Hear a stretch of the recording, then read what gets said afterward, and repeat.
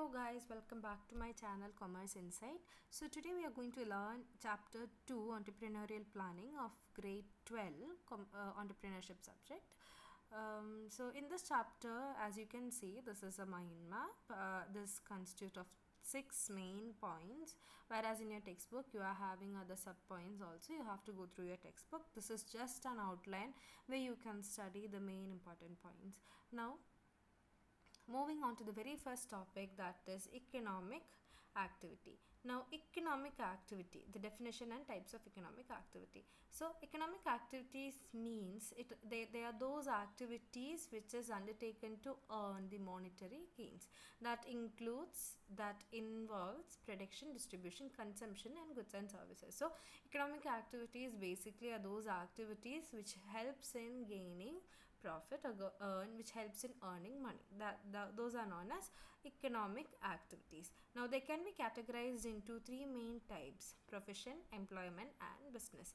Now non-economic activities are more like motivated by like love, care, self-satisfaction, which does not include any financial gain. So the main highlight or the main difference between economic and non-economic activity is economic activities having a financial motive behind it, and non-financial economic activity or non-economic activities include no financial motive behind the particular activity. So these are the meaning of economic and non-economic activity. Now how it has been categorized? It has been categorized into profession, employment and business. I hope the introduction is clear to you. Now forms of business organization.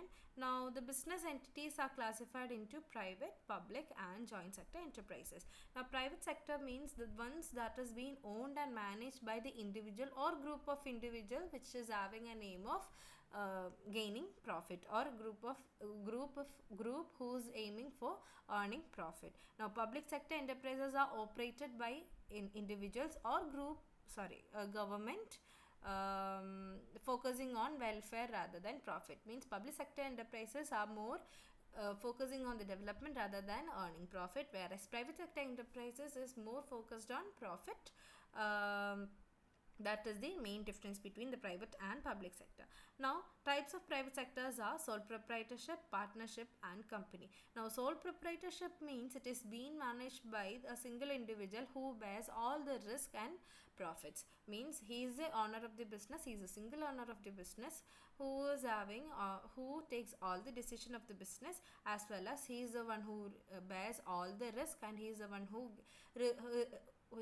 who is rewarded with all the profits. Now partnership means a business is owned by 2 or more individuals who shares the profit and liabilities either equally or according to the profit and loss sharing ratio. Now company means it is a legal entity that can be public or it can be private, or can be offered by limited liabilities to its owners. So what is company? Company is a legal entity that can be public, it can be private, or it can be limited to the liabilities of its owners. So these are the types of sectors, private sectors, enterprises. Now moving on to the very next important topic, business plan. Now business plan means it is an outline of goals, strategy or operational plan that a new venture or a business enterprise take. So business plan is basically just an outline of what we are going to do in the near future. That is known as business plan. Now what are the importance of business plan? It is a roadmap for entrepreneurs detailing how to achieve business objectives and navigate the challenges. So as I said, it is a blueprint. It help the entrepreneurs to understand how to achieve the business objective or the objectives of the business, how to overcome all the risks and threats of the business. Now business plan is crucial for attracting all the investors and securing funding. Means once when we are creating plan, we can create strategies accordingly, which helps in attracting all the investors, all the stakeholders, and we can also secure funding. So next one is the summary of this particular point is a brief view of business plan. So the next one is a brief view of business plan summarizing the key points of the objective. Now Next one is components of business plan. So the three main components of the business plan is market analysis, means assessing the market industry or understanding market trends and competitive landscape. So we have to understand what is a market trend, what is a competitive landscape, what is the industry, which industry, what kind of industry that I'm going to compete with. So we need to do a thorough market analysis. Next one is organizational structure, means details on the business legal structure, management teams, their roles. So we need to keep the details of all the organizational structure as well. Now financial projection means we have to forecast the revenue, means how much money we are going to invest in so and so businesses, so and so projects. So we need to know when we are launching a product or when we are preparing a business plan, we need to prepare a budget accordingly. So this is the main components of a business plan. Yes, you have to go through your textbook thoroughly. Next one is organizational plan. Now organizational plan is being classified into two: structured management and roles and responsibility. Now first I'll be explaining the roles and responsibilities. Now roles and responsibilities means each the plan should address how the conflicts will be resolved and how decision will be made. Now how decision will be made means it should address how the problems between the employees and employees will be solved and how the decision will be made. So we have to keep a solution: who is going to address the problem, what is the problem, you need to know who, between whom the problem is, and what is the reason for that particular problem. So a plan should be always addressed to solve the issues internally and externally. Now next one is it is important to establish a culture of accountability and transparency within the organization. Now accountability and transparency means who is accountable for the action. So if I have done something wrong, means I am accountable for my action. So there should be a clear rule between the employees, so that there is a transparency. So everything should be shared with the employers, within the employers and employees, so that there will be transparency between them. Now each members of the organization should have defined roles, including their responsibility and contribution to the business. So when you're working for a business, everyone should have a clear goal that what they are working for and why they are working for. So the roles and their objectives should be specified to them clearly. Now structure of management. So the organizational plan outlines the business structure, including the ownership, management, roles and responsibility. So organizational plan outlines what is a business, how is the business structure, including who's the owner, who's the management, what are the roles, what are your responsibility. So organizational structure means it defines all these items, is known as organizational structure or organizational plan. Now it specifies the legal form of business, such as sole proprietorship, partnership or corporation. So it specifies the legal form, means business can be classified into different types. So these are the different types that is specified. So the legal form is, it can be sole proprietorship, it can be partnership, it can be cooperative, it can be joint venture. So the organizational plan tells which legal form of the business is being followed. Next one, it clearly defines the authority and decision making process in the essential of effective management. So it clearly defines who's the authority, who's the decision maker, how do the decision making processes, what are the essential of effective management. So everything is being clearly stated in the structure and management process. I hope the outline of organizational plan is clear. Next one is financial plan. Very important topic of this chapter is financial plan. Now financial plan means it is the details of the funding needed to start and corporate business, including the source of capital. Funding or financial plan means it is a source of financial needs. How do we how do we meet the financial obligations of the business? So financial plan means we are preparing an outline to meet the financial obligations of the business. Now it includes the pro forma of income statement, cash flow projection, balance sheet to assess the financial health. So it includes what are the different statements: cash flow statements, balance sheet, income statement, that is profit and loss account. So all these items include in financial requirements and projection.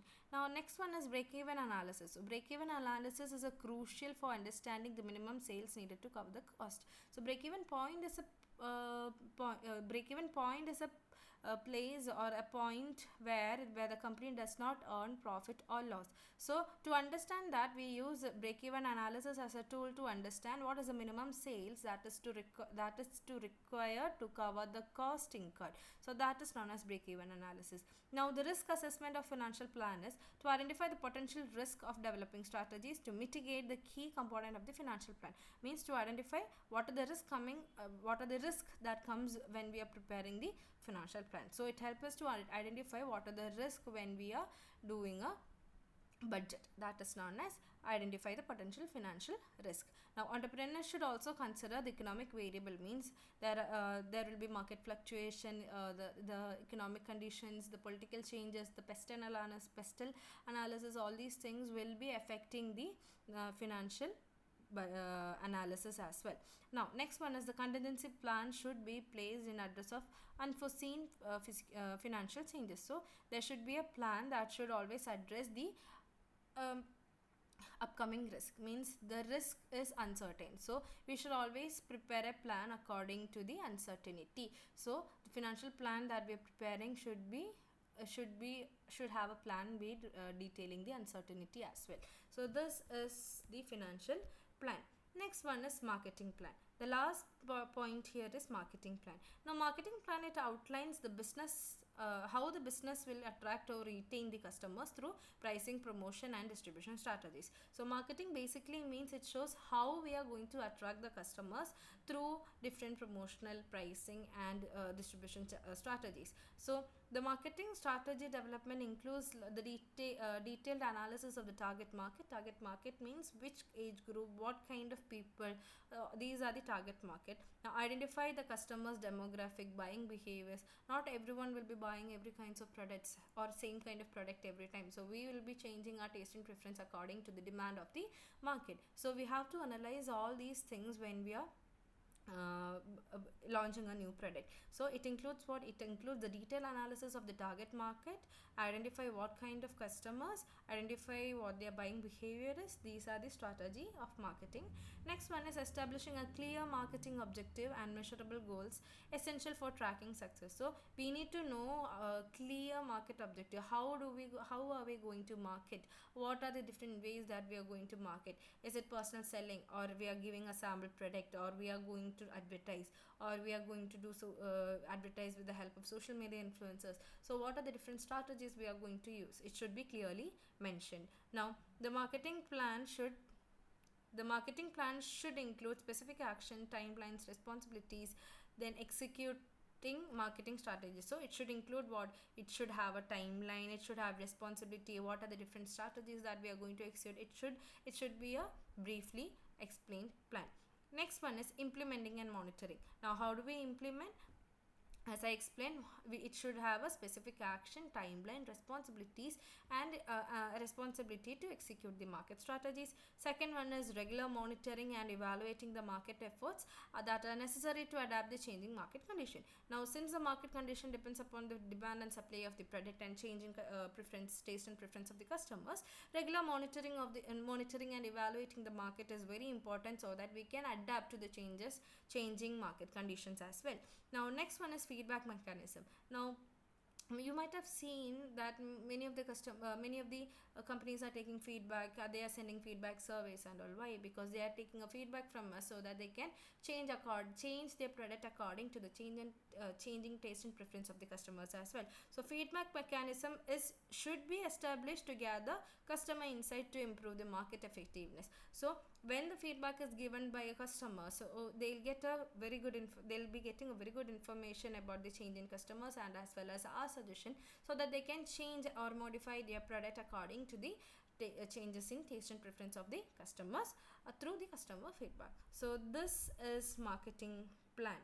Now I hope this is clear.